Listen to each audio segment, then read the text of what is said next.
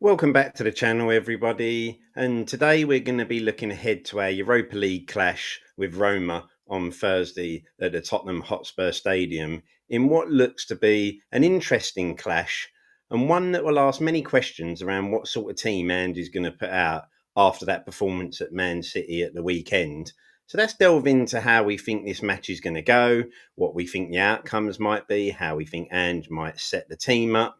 And it is really interesting because, in terms of the Europa League, obviously Roma are coming into this game off a dreadful run of form. And obviously, they have changed their manager. Claudio Ranieri has gone in there, but they don't seem to have had that new manager bounce just yet.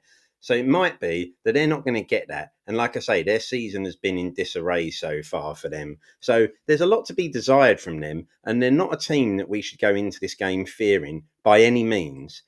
But the interesting thing is now that defeat in Galatasaray has kind of put Spurs in an awkward position in the league because while I think we'll still have enough about us and the teams we've got to play, we should still have plenty in the tank to get ourselves through and into that top eight, which means you automatically go through to the next round without having to have a playoff game. The league table, and let's just have a look at it here, is really interesting at the moment. As you can see, Lazio have put themselves in a great position. But after that, it is really, really tight in this league. And as you can see, even all the way down to Man United on 6 points, it does mean you can't afford too many more slip ups because if those teams below you start winning their games as well, before you know it, you might find yourself out of that top eight and looking at adding more games to your season. So we do need to be careful.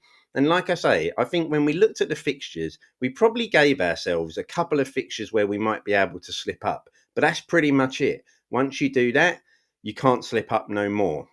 And with Roma at home, I think our home games are really vital to how we might get and how we might make sure we get through into that top eight.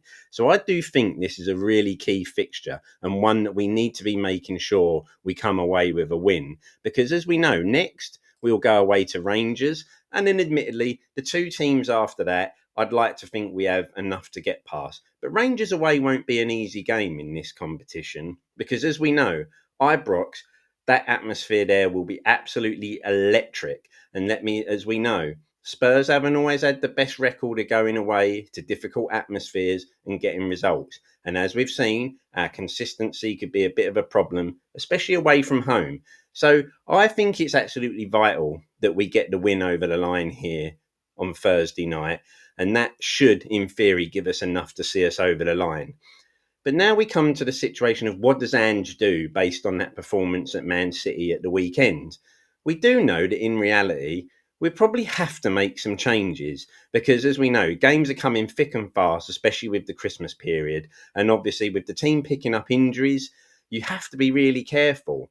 But ultimately, as well, given we're a team at the moment that are really trying to find some consistency, I'm wondering whether if I was in Ange's position now, I'd be tempted maybe to stick with that same side that beat Man City at the weekend and just see if I can get them and give them some more time to gel, get themselves together, get more familiar playing with one another. But I don't think it's going to happen. I think Ange will continue to make the changes and put out a side that he thinks may be good enough to get the result over the line. Now, we know with the Vicario news in the week that he won't be playing. So you assume Foster's going to come in goal. Given his experience, I'd be amazed if it was anyone else. We have got Austin and Whiteman.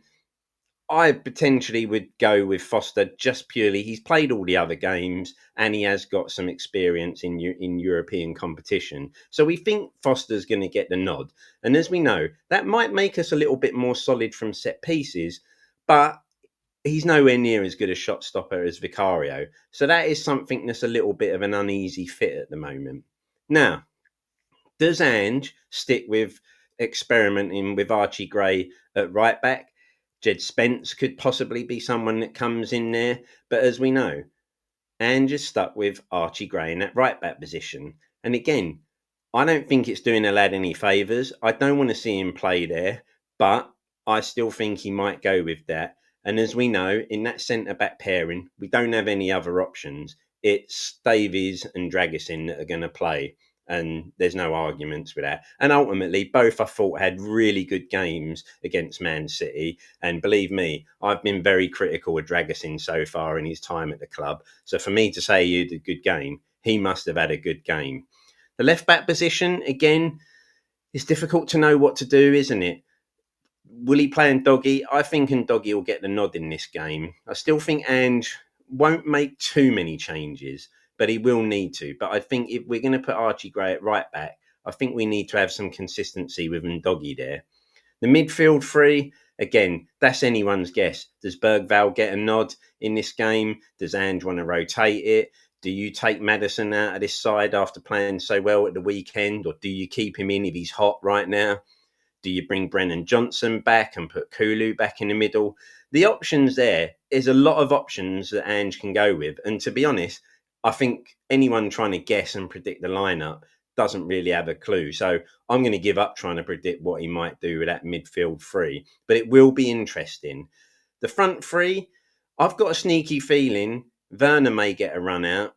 Solanke will obviously, again, I think Solanke will start. And then I think he definitely brings back Brennan Johnson. He scored the goal at the weekend, got the fourth. Werner did really well for that goal as well. And I think if Ange is looking to rotate, those two are probably no-brainers, to be honest. And ultimately, in the front three, I don't think the front three is going to be what possibly costs you the game if you're going to end up losing it. So, like I say, for me, I think we really do need to get a win over the line here, because I think then that just makes those remaining three games a little bit easier to kind of plan your route through. You can go away to Rangers and think, listen, this is going to be a bit of a tough game, but let's just make sure we get through this with a point. Then we'll have one more home game where, again, we should be too strong for our opponents. And hopefully by the last game, it's all done and we're in that top eight, and then we don't need to worry. And Ange can rotate as much as he feels like. So it's interesting. My prediction is going to be either a 2-1 or 3-1 to Spurs. I think we're too strong for Roma. And like I say, they are in a bit of a mess this season. And I don't think Ranieri's going to change too much, to be honest. Let me know in the comments what you think. What's your prediction for the game? Is Ange going to change it? Are we comfortable? We need to get some consistency, and this could be another one of those games where we manage to get a good win over the line, which will help us with that. And then we can go into Fulham at the weekend, where we'll be back for another preview for that one. But that really will be the test to see whether Ange can find some consistency with his team after that performance at Man City. Like I say, let me know what you think. Hit the like button, hit the subscribe button, and we'll see you again.